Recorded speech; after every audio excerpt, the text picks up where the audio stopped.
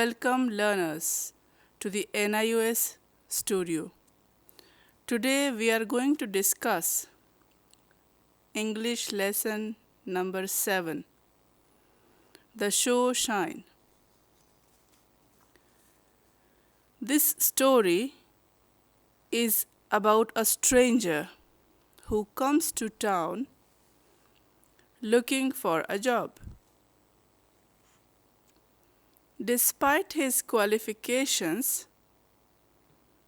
he is not able to find a suitable job.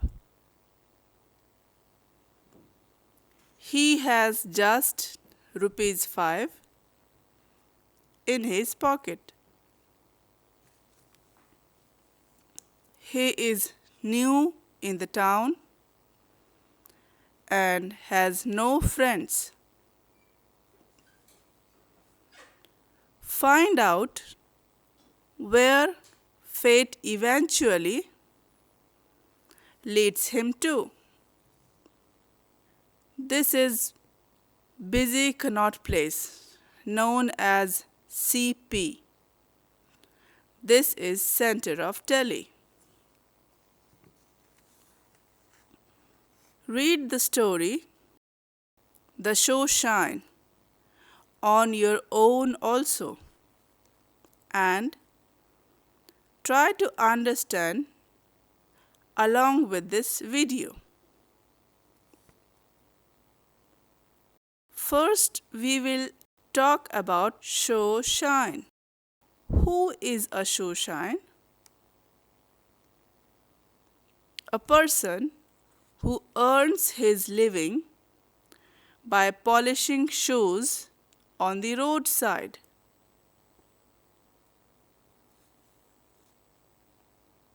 Shown, a show shine, sees a man standing. He walks up to the man and offers to polish his shoes.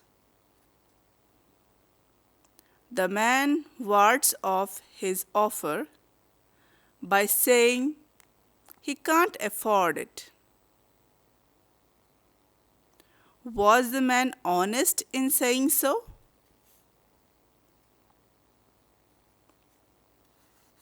Chauvin looked puzzled and hurt.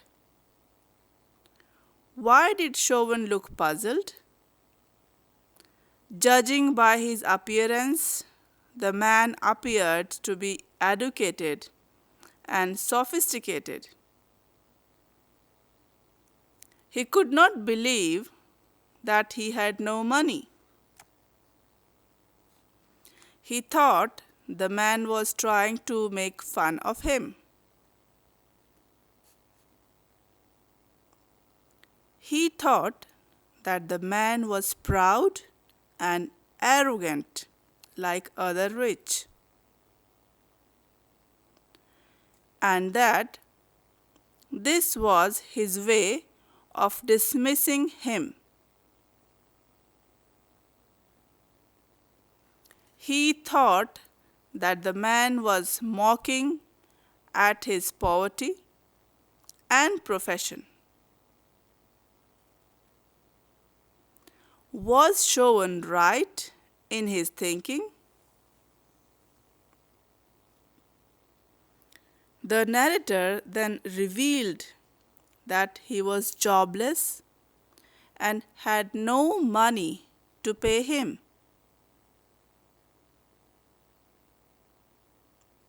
Chauvin was still not able to believe him.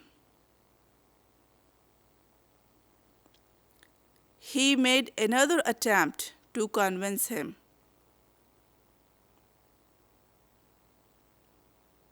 He said that if it were so, then there was more reason for him to look neat and impressive, because he would fail to impress his employers if he looked dirty and unkempt. The narrator, who had given up all hopes by now, commented, "Polished shoes won't make anything better." He was not interested in Chauvin or his advice. He simply wanted to be left alone. What did the narrator mean by saying so? What emotions do such words indicate? Chauvin insisted on walking along with him. He engaged him in intimate conversation, found out that he was a stranger in Delhi and that he had come from Calcutta. The narrator casually asked Chauvin how much he earned in a day. Chauvin told him that a showshine could earn between 3 to 5 rupees on an average in a day.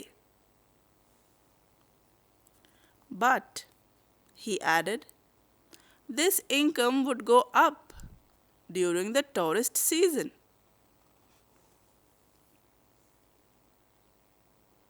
This was an eye-opener to the narrator. He did some quick mental calculation.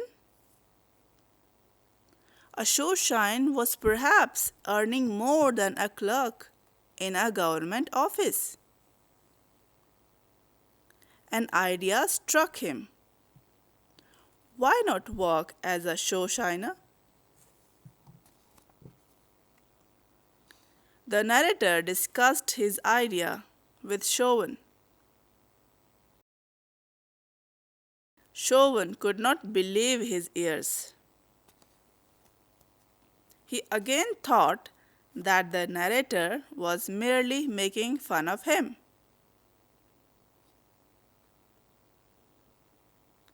Why was Chauvin still not ready to believe him?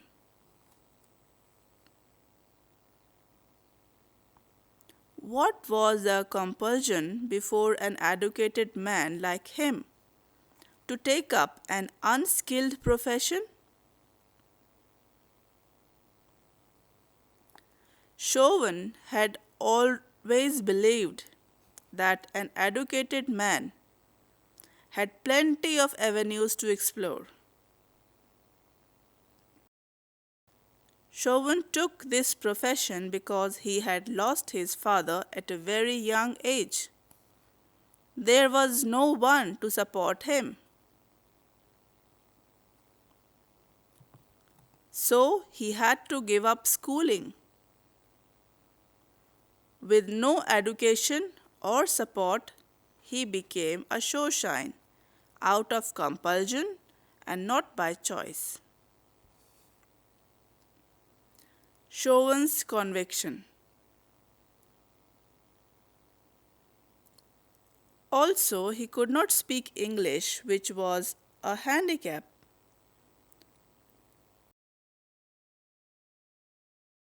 If he could, he would not be polishing shoes. He believed that an educated man was cut out for a more prestigious white-collar job and not for a showshine's job. Do you think knowledge of English is important to get a job? Was Chauvin right in his convictions? Chauvin believed that office work was more dignified. An educated man who had been to a university should be working there and not be polishing shoe on the streets.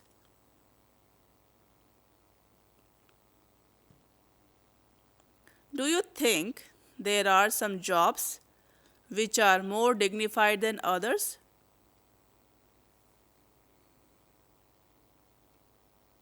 The narrator explained a clerk's job would not fetch him as much money as Chauvin could. With a mere 5 rupees in his pocket, it was difficult to survive in a new city. All his efforts to get a job had failed. There was no hope of getting a job soon.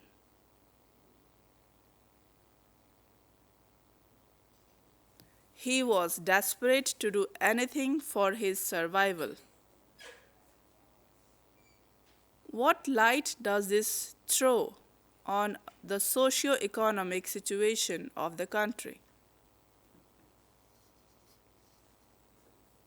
An educated man like the narrator was now desperate.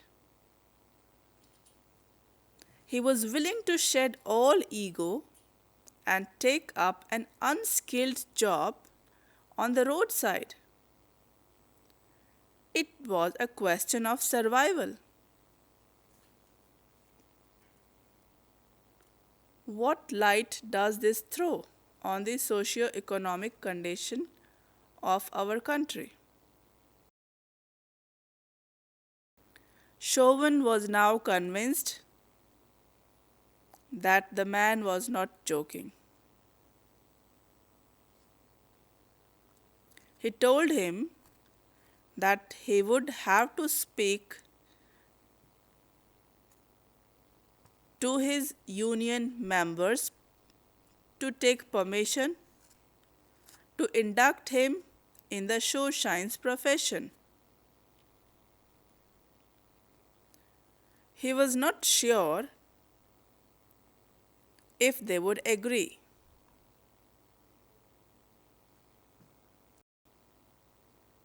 What resentment could the union have?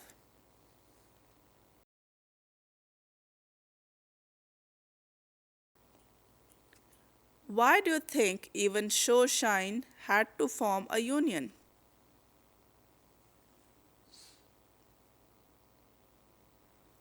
The chief worry for the union members would be that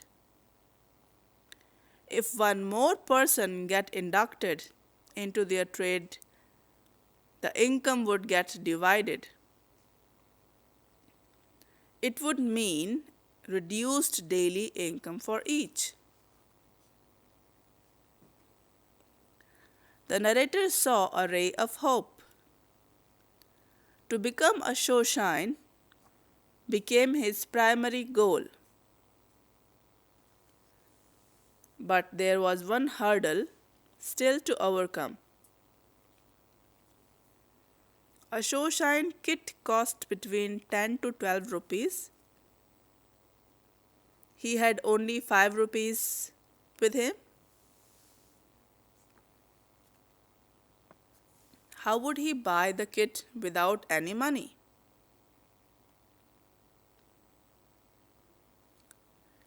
He shared his anxiety with Chauvin.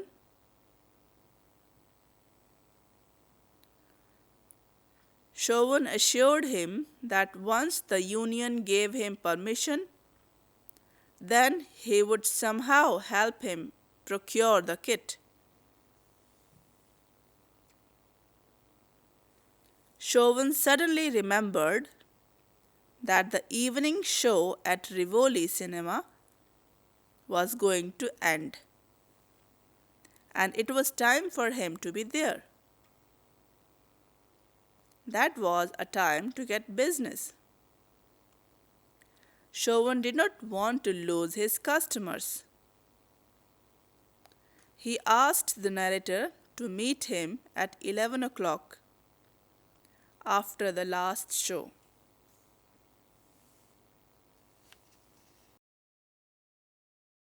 Left alone, multiple thoughts crossed the narrator's mind. He pondered over the history of his great country and what it meant This was a land of achievement and greatness in every field: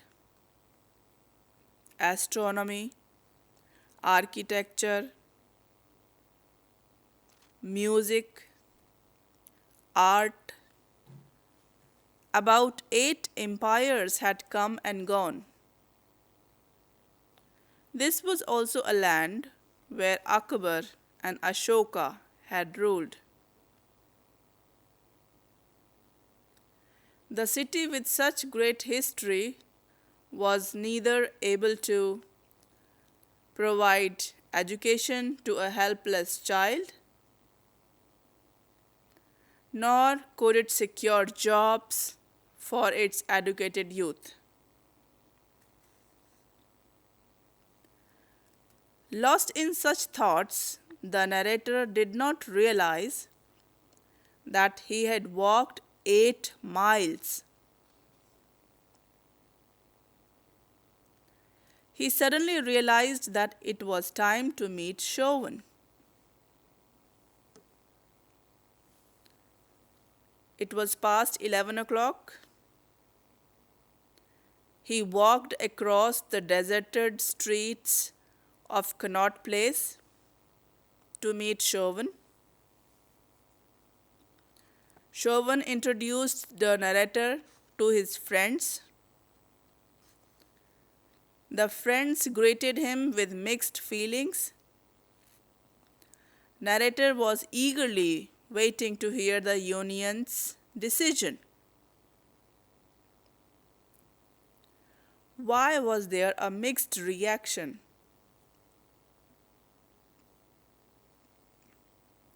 At this point of time, the union was facing problems with the administration, whereas the administration issued license to all hawkers and the shoe shines were denied. The administration declared shoe shine business on the pavement as illegal and that it could be educated and that it could be equated with begging.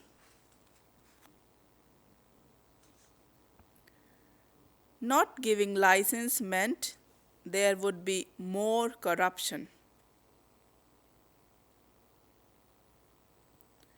In order to earn their livelihood, the show shines would have to bribe the policeman on duty.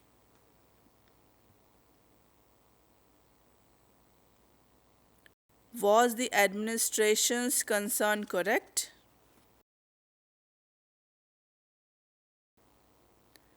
All this while, the union was trying hard to plead their case for obtaining a license. They were not educated enough to present their arguments properly before the authority. An educated man could be a boon for them. They thought of a plan. What was their plan?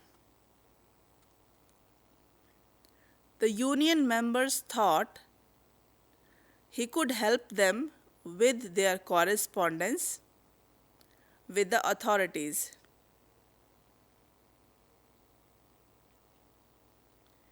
They agreed to grant him permission on a condition that he would agree to interact with the authorities on their behalf and help them procure the license. The narrator's joy knew no bounds. He hugged Chauvinlal. Why was the narrator so happy? Why did he give a special hug to Chauvin?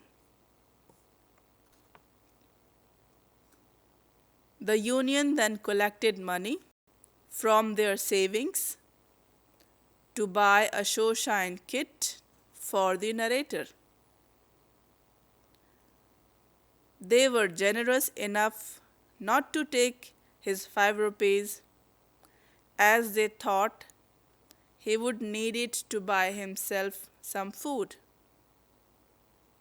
All the members contributed their share of the money and put it in a toffee tin.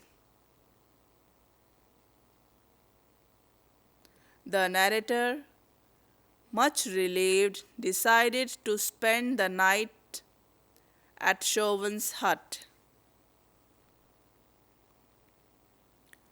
After reading the story, how do you think the narrator would describe Chauvin? An epitome of empathy and mild of human kindness indeed. Now there are some points to ponder. No work is too small or too big to be defined as undignified.